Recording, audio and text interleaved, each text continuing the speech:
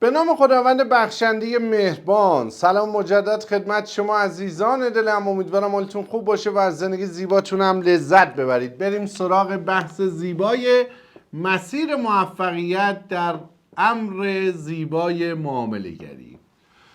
ما در این ویدئوی آموزشی با یک پارادوکس روبرو میشیم. البته که ممکنه تا به اینجای ویدئوی آموزشی با این روبرو شده باشید اما احساس نکرده باشید یا نمیدونستید یه همچین چیزی رو بهش میگم پارادوکس. پارادوکس یعنی دوگانگی، یعنی آخر نفهمیدیم این درسته یا اون درسته.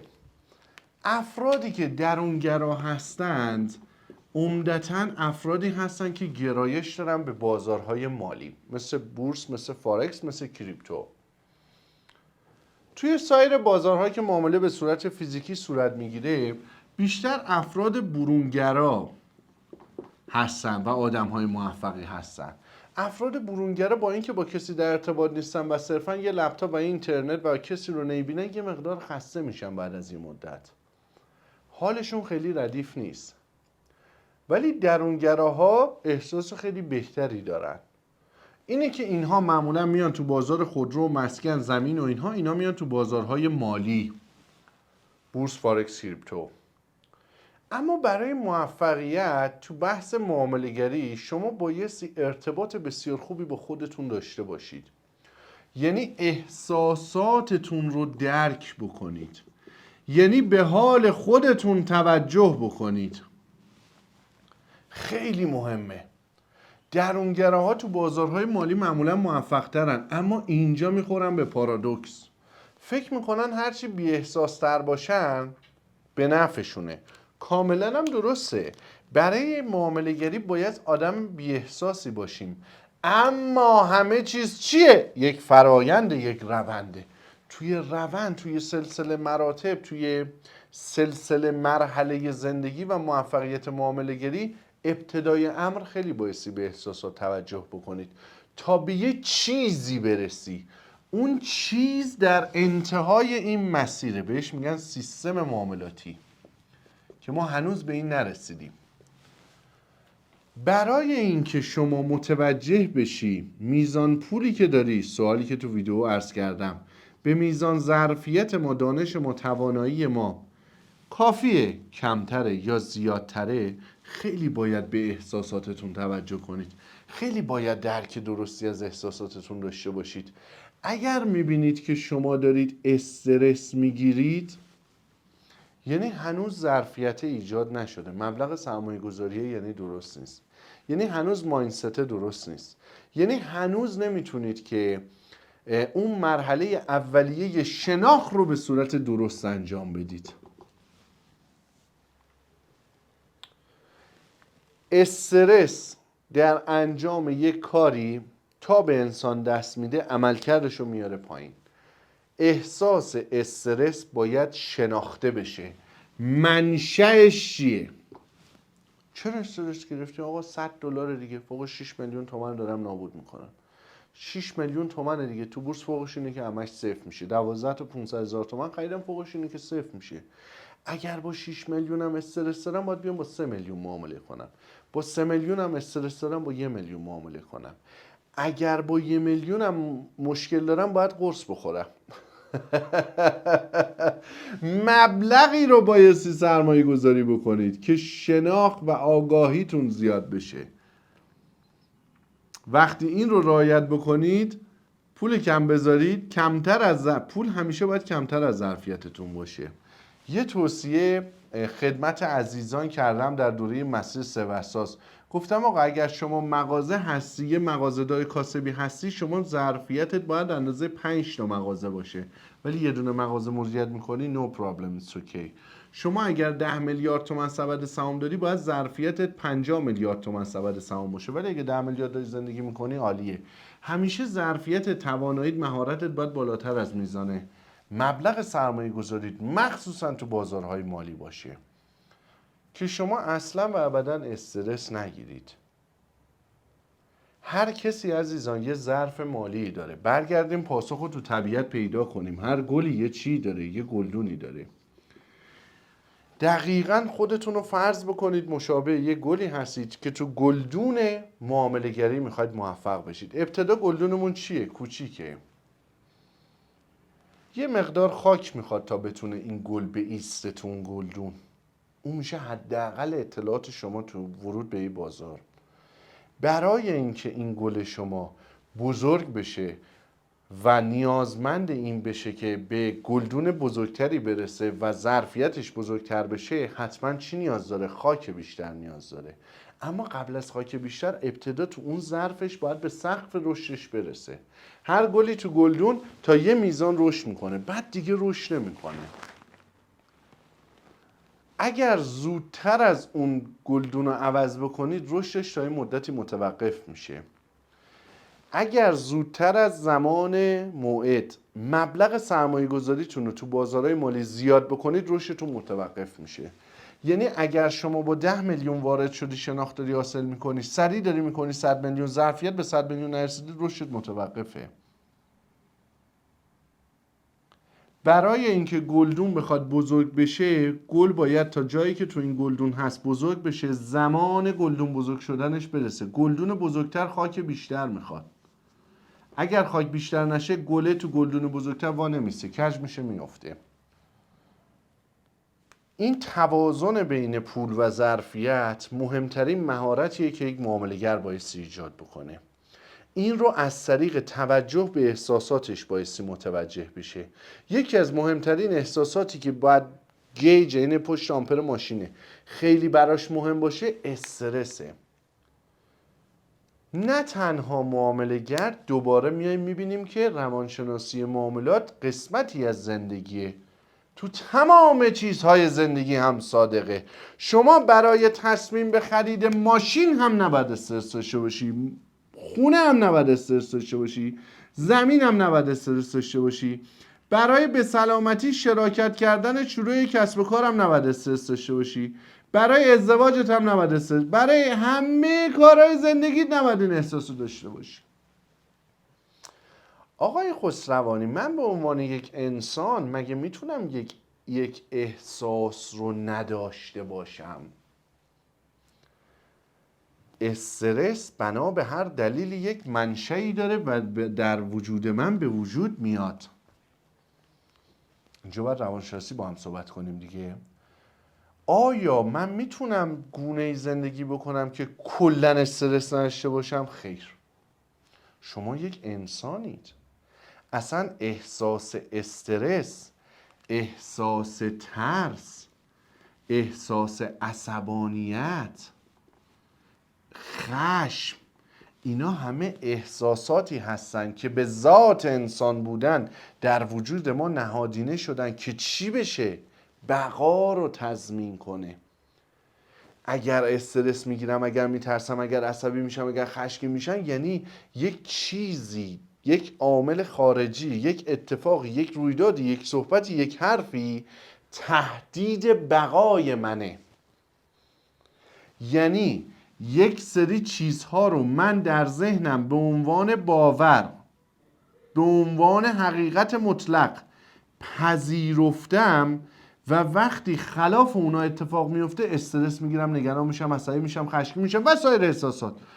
اونا اول باید بررسی بشه که آیا درسته یا نه. به عنوان مثال، شما باور این رو دارید که اگر کسی رانندگی بدی بکنه میتونه منجر به آسیب شما بشه. این داره بقای شما رو تحت تاثیر قرار میده. به محض اینکه یکی رانندگی بد میکنه، سریع خشمگین عصبی میشی، رفتار رو نشون میدی، چون داره بقات رو تحت تاثیر قرار میده. در صورتی که آیا واقعا اون رانندگی بدی که داره صورت میگیره، آیا واقعا قصد جون تو کرده؟ آیا از کجا میدونی که اون حالش الان حال عادی نیست، که این یه خبر خیلی بدی شنیده؟ اصلا یک لحظه اشتباهی کرده، حواسش پرت شده، فکرش درگیر بوده، اصلا از کجا معلوم که حالت عادی داره؟ پس ما اولین کاری که بایستی بکنیم این هستش که خیلی خیلی حساس باشیم نسبت به احساساتمون. به یک مرتبه که متوجه میشیم ترسیدیم، استرس گرفتیم، خشمگین شدیم، عصبانی شدیم، علتش چیه؟ بد داره رانندگی میکنه. چرا این رانندگی بد من عصبی کرده؟ این حرف بد رو زد، من عصبی شدم از کوره. چرا این حرف بد واقعا داره عصبی میکنه؟ من تو باورهام دارم که آقا اگر کسی با من مؤدبانه صحبت نمیکنه، با احترام برخورد نمیکنه، احتمال زیاد میخواد به من آسیب بزنه. این آسیبه داره اون بقا رو، بهش میگن کهن الگوی ژنتیکی، اون داره بقای من رو تحت تاثیر قرار میده. منم باید متعاقبا عصبی شم و برخورد بکنم، چون داره بقام تحت تاثیر قرار میگیره. ولی آیا این عصبانیتش واقعا به خاطر من بود؟ آیا به خاطر مشکلات شخصیش نبود؟ آیا بالاخره آدم میشه در طول روز، در طول ماه، در طول سال بالاخره یه روز بی دلیل عصبی بشه؟ آیا نمیتونه تغییرات هورمونی باعث این شده باشه؟ یه خبر بدی بهش دادن. من وقتی نگاه میکنم 9 بار این آدم با من درست رفتار کرده، محترم بوده، مؤدب بوده، این یه بار عصبی شده. نکنه واقعا ارتباطی به من نداره؟ نکنه بی خود دارم موضوع رو شخصی میکنم؟ اولین کار باورها و اعتقادات ما پیرامون مسائلی هستش که اون اتفاقاتی که در حال رخ دادن هستش باعث شده که ما اینگونه بپنداریم که کهن الگوی ژنتیکی بقامون تحت تاثیر یا خطر قرار گرفته و در نتیجه احساس به وجود اومده. اول باید باورهای پیرامون این موضوع، اعتقادات پیرامون این موضوع، مسائل پیرامون این موضوع شناخته بشه و اینجا خیلی کارتون سخته. مواظب باش پسرم، مواظب باش دخترم. اگر دیدی کسی خیلی ژولیده پولیده خیلی آدم کثیفیه، خیلی لباس پوشیدن رعایت نمیکنه، اگر دیدی کفشش کثیفه، اگر دیدی رنگا رو رعایت نکرده، اگر این میتونه آدم خیلی آسیب زننده ای باشه. اینا تو باورهای ایرانی ما این ماژیکه دیگه واقعا اینا توی فرهنگ ما خیلی وحشتناک زیاده. اگر دیدی کچله فلانه، اگر دیدی سیبیل داره فلانه، اگر دیدی کت شلوار داره خیلی ترتمیزه فلانه، اگر دیدی جورابش رنگش سد نیست با کت شلوارش یعنی این فلانه فلان بهمانه. میره طرف جلسه اول میخواد ارزیابی بکنه برای زندگی مشترک یک عمر، رو رنگ جوراب تصمیم میگیره، استرس میگیره، نگران میشه، خشمگین میشه. اگر دیدی به یک مرتبه محبت زیادی داره میکنه بهت، این داره گولت میزنه. اگر دیدی محبت نمیکنه، این یعنی آدم سردیه، بدبخت میشه. ببین اگر دیدی که این خرج نمیکنه، بدون خسیس بدبختت میکنه. اگه میبینی خیلی داره خرج میکنه، این یعنی که برنامه‌ریزی مالی نداره، با این بدبخت میشی، به خاطر اینکه این اصلا بلد نیست، منش مالی نداره. اینا همه باید درست بشه. یعنی تمام باورها و مسائل و اتفاقات، اگه دیدی چیزی از کنترلت خارج شده، اونجا رو خارج کن. همین یه باور رو داشته باشی، تو هیچ بازار مالی نمیتونید کار کنید. پس منشأ اعتقادات ما که بر حسب تربیت ما ریشه در ذهن ما داره، بایستی بررسی بشه، به حداقل ممکن برسه. حالا چیزی که خیلی مهمه خروجی اون حسه. این درجه ای از رشد شخصیتی و پختگی رو میطلبه که من احساس عصبانیتم رو با رفتاری، شما هیچ موقع نمیتونید احساس رو کنترل بکنید، شما میتونید رفتار پس احساس رو کنترل بکنید. شما میتوانید رفتار مناسبی داشته باشید که حداقل آسیب رو به خودتون و به دیگران بزنید. شما میتونید استرس بگیرید، بترسید و حداقل رفتاری رو داشته باشید پیرامون این احساسات که حداقل آسیب رو به خودتون و دیگران بزنید. خطکش اینجا چیه؟ آسیبه. کدوم رفتار درسته؟ حداقل آسیب. کدوم رفتار درسته؟ هیچ آسیبی نزنم. کدوم رفتار درسته؟ هیچ آسیبی به دیگران نزنم، هیچ آسیبی به خودم نزنم. حالا اینجا مقوله خیلی مهم روانشناسی رو باز میکنم، اما در حد همین باز کردن. اینجا افراد به دو دستن: عزت نفس، اعتماد به نفس. عزت نفس یعنی من چقدر خودم رو دوست دارم. اعتماد به نفس یعنی خودم رو چگونه جلوه میدم که دیگران من رو چقدر دوست دارن.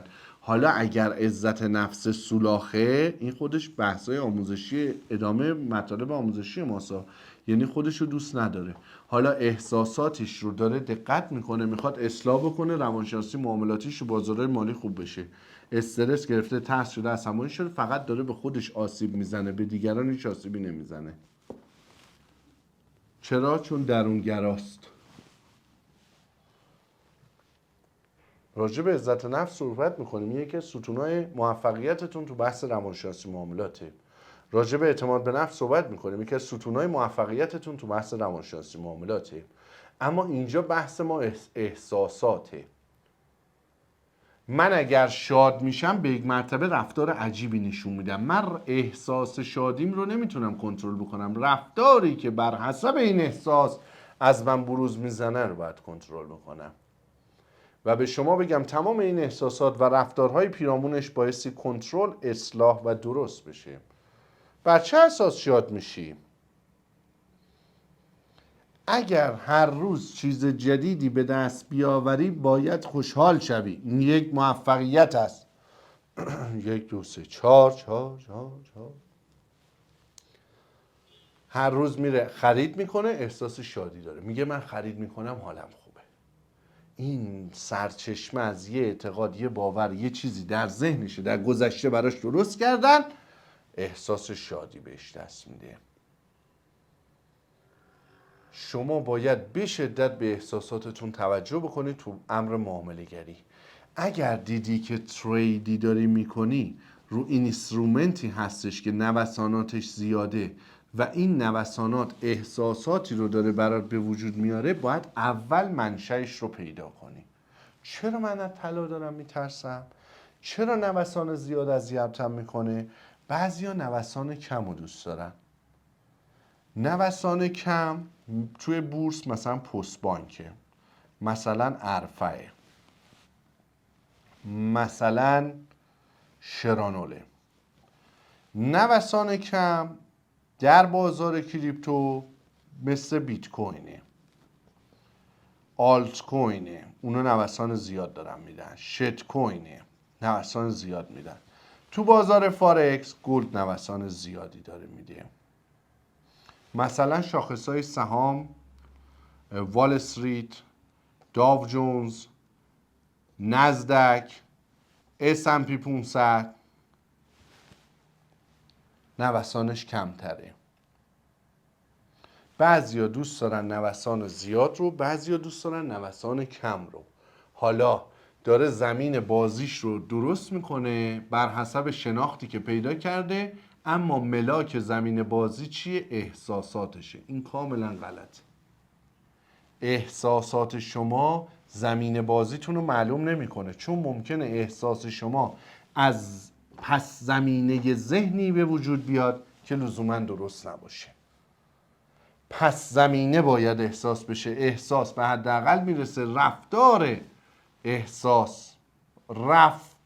احساس خشم قابل کنترل است، رفتار عصبانیت قابل کنترل است، رفتار ناشی از ترس قابل کنترل است، رفتار ناشی از احساس استرس قابل کنترل است.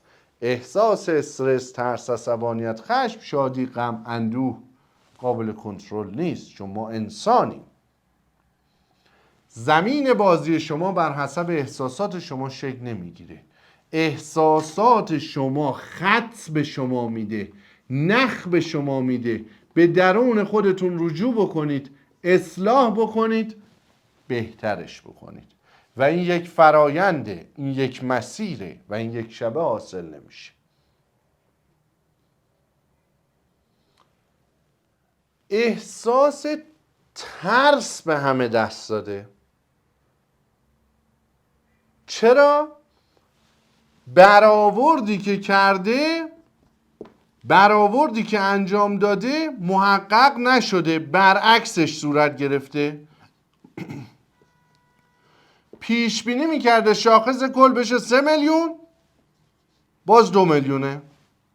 پیش بینی میکرده طلای جهانی برسه 2050 دلار، رسیده 1980 دلار. پیش بینی میکرده بیت کوین برسه به 70,000 دلار، رسیده 40,000 دلار.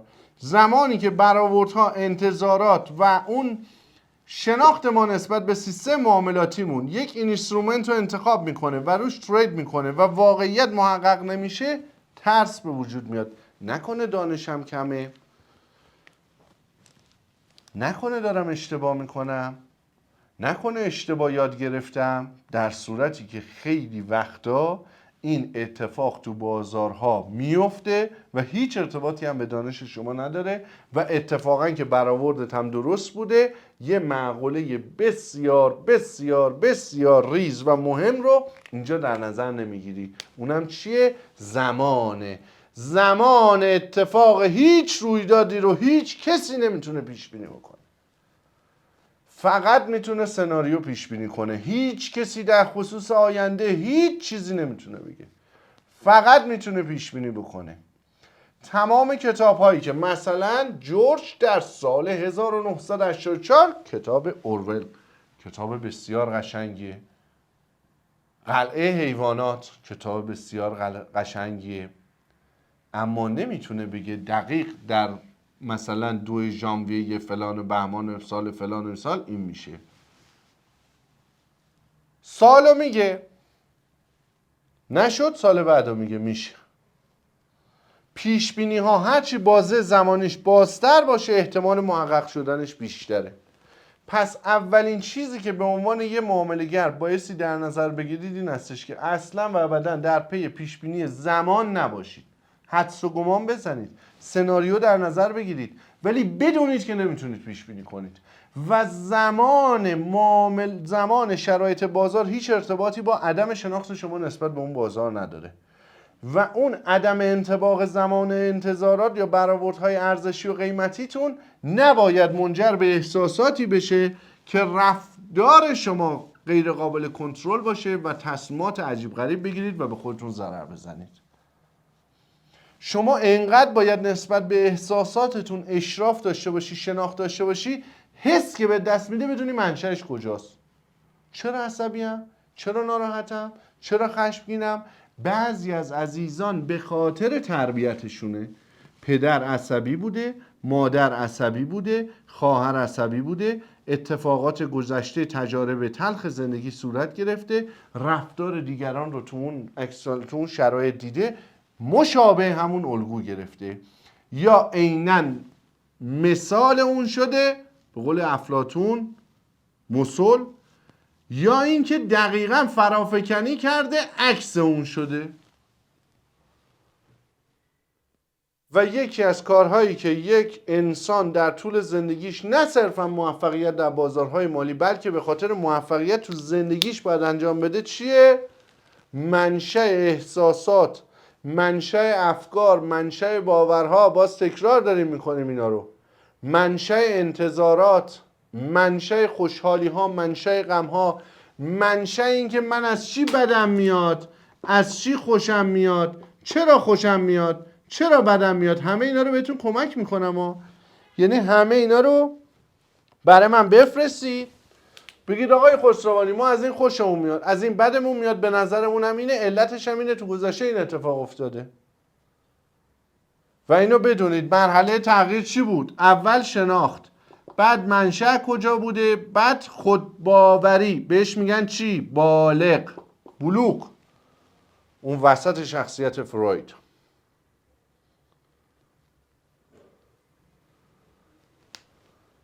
دو تا احساس تو بازارهای مالی وحشتناک زیاده. یکیش ترس، استرس، اضطراب، عصبانیت، خشمگین شدن، از کوره در رفتن. یکیشم طمعه که میگن معامله‌گران یکی با ترس خیلی روبرو هستن، یکی با طمع روبرو هستن. ما راجع به این دوتا احساس خیلی میخوایم صحبت کنیم. من الان بازار رو دیدم نزولیه، همه ترسیدن. میگم وقتی همه میترسن تو شجاع باش، شجاع باش، طمع کن، تو نترس، تو بخر. وقتی همه میترسن همه طمع میکنن تو بترس، تو فرار کن، تو طمع نکن، تو شجاع نباش. گفتنش ساده است، عملش بسیار سخته.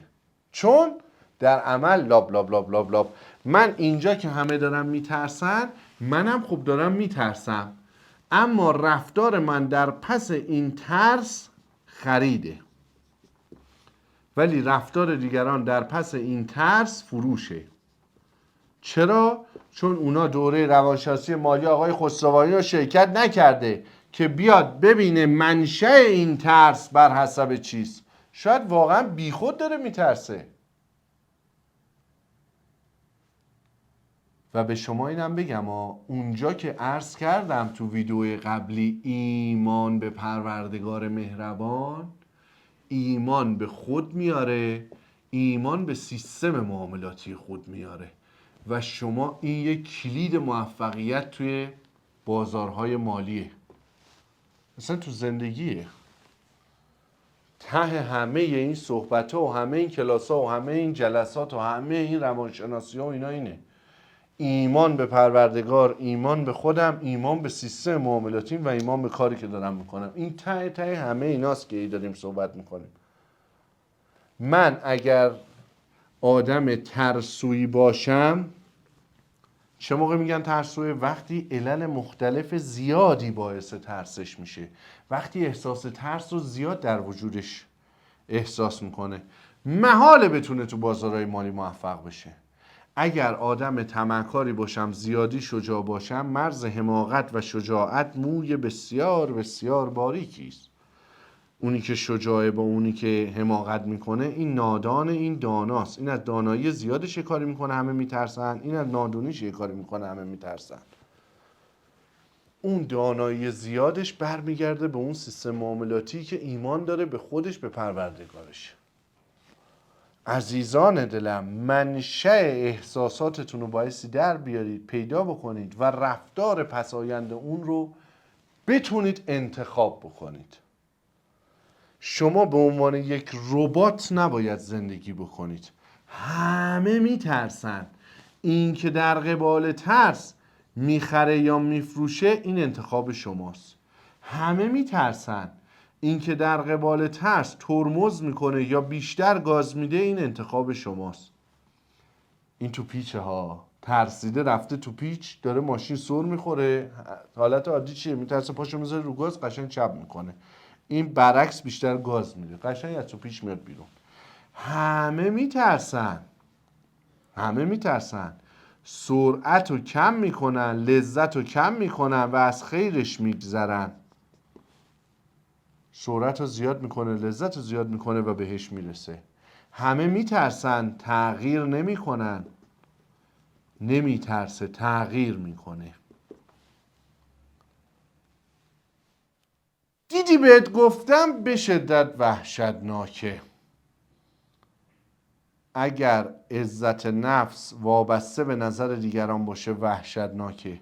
اگر تو اعتقادات و باورهاتون دیدی بهت گفتم جایی داره، وحشتناک، خطرناکه. دیدی بهت گفتم نمیتونی عصبانیت رو کنترل کنی، دیدی بهت گفتم نمیتونی خشمت رو کنترل کنی، دیدی بهت گفتم آدم ترسویی هستی، دیدی بهت گفتم زیادی سرخوشی. اینا همه رو باید بکوبی بسازی. سهم هر کسی در هر چیزی یکسانه. عاشق باید باشی، ایمان بایستی داشته باشی، اعتقاد قلبی داشته باشی، زحمت کشیده باشی، اون صغرا کبرا سیستم معاملاتی تکنیکال بنیادی فاندامنتال فلان بیسال بهمان ایمان داشته باشی، ددلاین زمانی درستی در نظر گرفته باشی. معامله‌گران با این که با افراد در ارتباط نیستن، ولی به این معنا نیستش که احساساتشون طیفش کمه. نه، رفتار ناشی از احساسات طیفش کمه. احساسات آدم ها بنا به شخصیتشون، شناخت از خودشون و تیپ شخصیتشون میتونه کم، میتونه زیاد باشه. اونایی که کمه درونگرا، زیاده برونگرا. رفتار ناشی از تمام اینها در یه چارچوب کم باشه. پدر بزرگ مادر بزرگای گوگولی و نازنینمون اینن. به اون درجه از رشد شخصیت و پختگی رسیده، هر کاری باش میکنی مهربونه. رفتار پساینده همه این احساسات چیه؟ مهربانیست. گذشت، بخششه، نه صرفا به خاطر دیگران، به خاطر خودم میبخشمش، به خاطر اینکه دیگه خودم عذاب نکشم. من اینجا ترسیدم، همه ترسیدن، ولی من اینجا نمیفروشم چون این تجربه رو دارم غلط بود.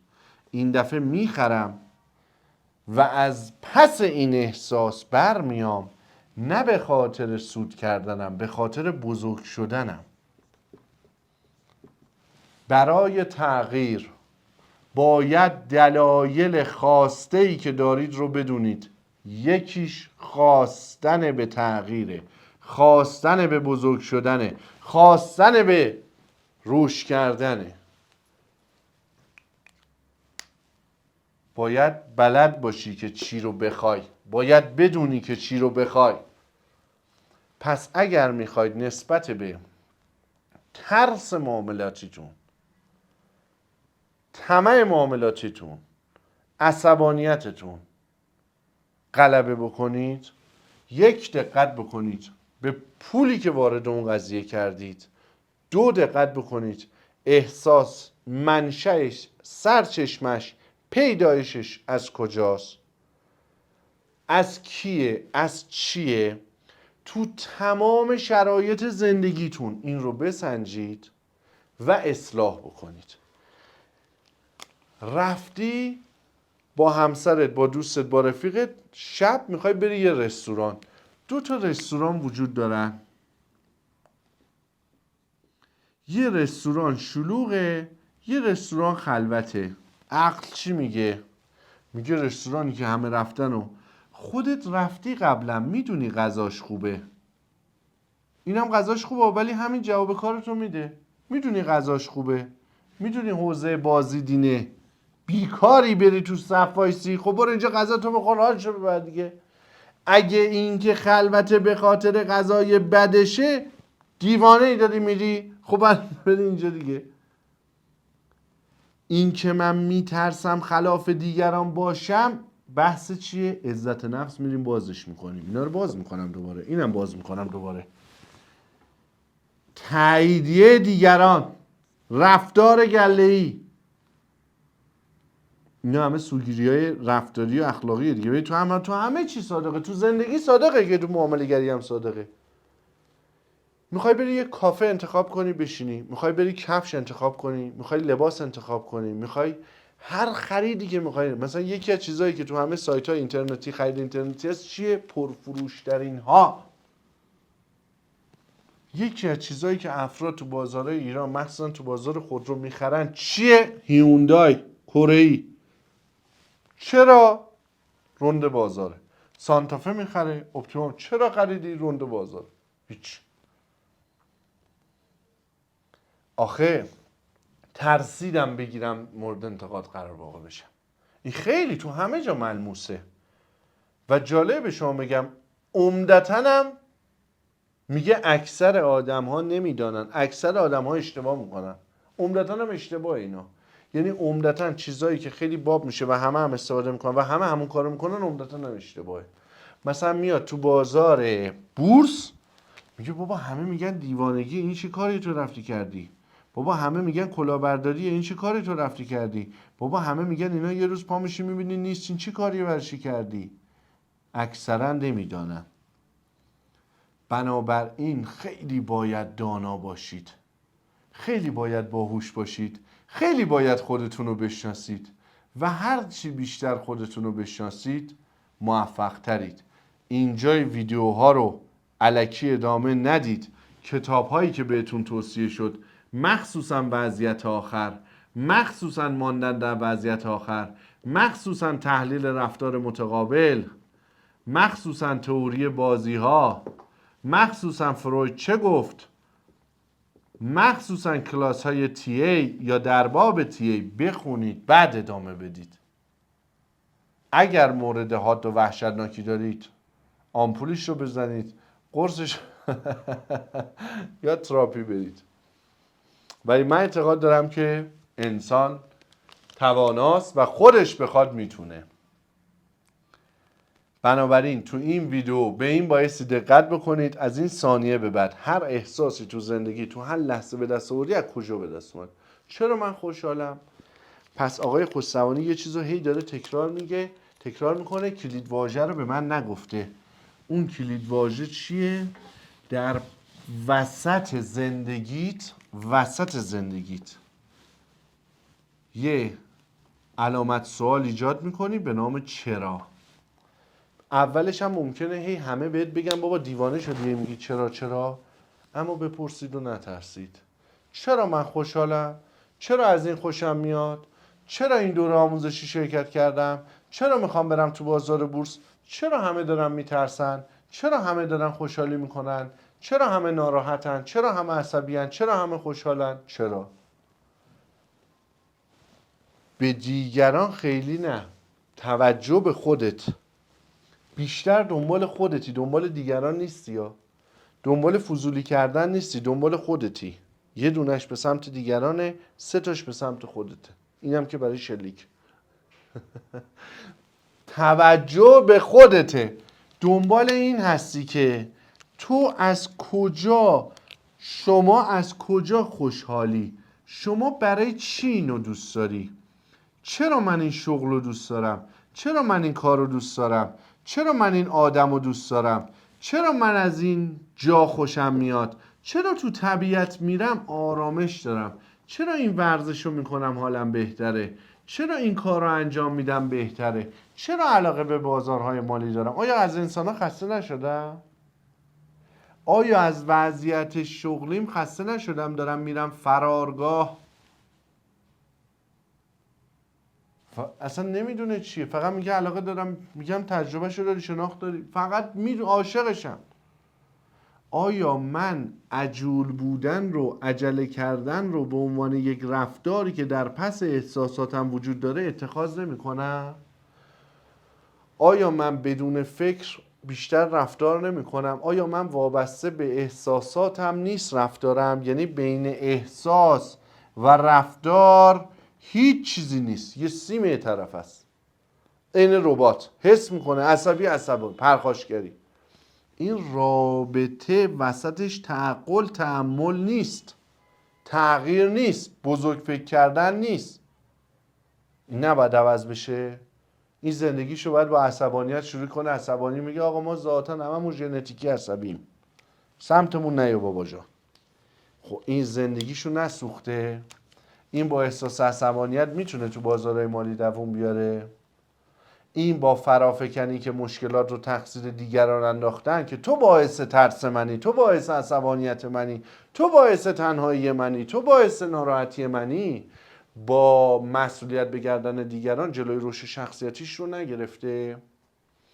با به گردن انداختن بازارها، بدشانسی کووید 19، بحران 2011، تصمیمات دولت، دستکاری دولت، تصمیمات عجیب غریب نرخ خوراک، قیمت گذاری، بودجه مصوب، مالیات ها. آیا من فرافکنی نمی کنم؟ آیا از اون مسئولیت شخصیم فرار نمی کنم؟ آیا از اون کار قشنگی که زندگی من رو هدایت کرده، چه بر حسب این دوره آموزشی چه بر حسب اتفاقات زندگی، به مرز و جای و جایگاه و نقطه قشنگی رسیدم به نام تغییر، به نام درک خودم، به نام شناخت خودم؟ آیا من از این نقطه بسیار قشنگ دارم فرار نمی کنم؟ آیا این آگاهی که خداوند مهربان بر حسب حکمت و تقدیر برای من ایجاد کرده که ای انسان بیا این لحظه رو دریاب و تغییر کن، آیا تکرار اشتباه نمی کنم؟ آیا یک اشتباه رو تکرار نمی کنم؟ چقدر متفاوت شد. حیف دیگه. اصلا معامله گری چیه؟ زندگی حیفه. ولی رفتار چون طیفش کم میشه در کل تبدیل به یه آدم به ظاهر بی احساس میشی، به باطن که خیلی هم احساسات خوب درک میکنی. میگن همیشه خوشحاله، همیشه شاده، با اخلاقه، خوش برخورده، با ادبه، محترمه، مهربونه، با گذشته. رفتار رو دارید میبینید. اون درون وسیعه، اونم ناراحته، اونم عصبیه، اونم خشمگینه، اونم نگرانه، اونم شک داره، اونم تردید داره، اونم باعث شده که بگه نکنه اشتباه کردم. ولی اینا چون قویه، این خودشناسیه چون قویه، این درکه چون قویه، چون زحمت کشیده برای اینا کوبیده ساخته، این یه تفاوتی با دیگران داره. برای همین به این میگن چی؟ خاص. و این یک هنره که طرف در جوانی به اینها برسه. چون گفتم پدر بزرگ مادر بزرگ هامون رسیدن که انشالله همشون میرسن، که بعضیات اونجا هم نمیرسن. بعضیا یک حیوانی میان همون حیوان میرن.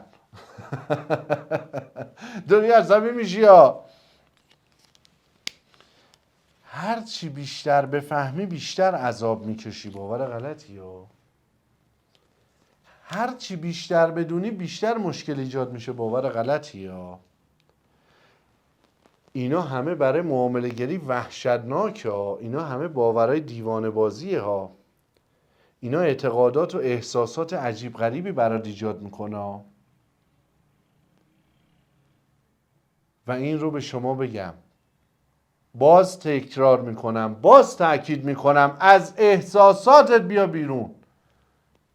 از قدرت تخیلت استفاده کن، از احساساتت بیا بیرون. بذار ببین دیگران اگر بودند رفتار مشابه شما رو در اون موقعیت، در اون سیچویشن، در اون اتفاق، در اون رویداد، در اون شرایط بازار همه همینطوری رفتار میکردن؟ نه، یه نفر اون الگو ذهنیه چطوری رفتار میکرده؟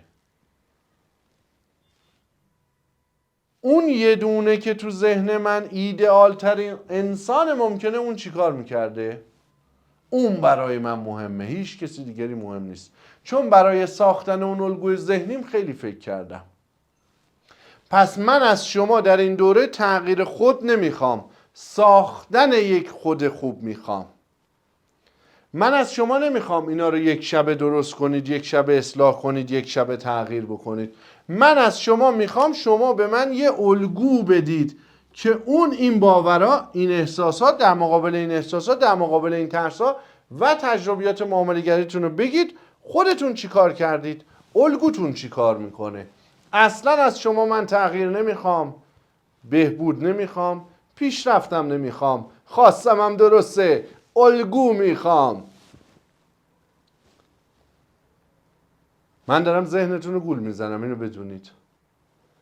من دارم کاری میکنم که یکی از متدهای جدید روانشناسیه.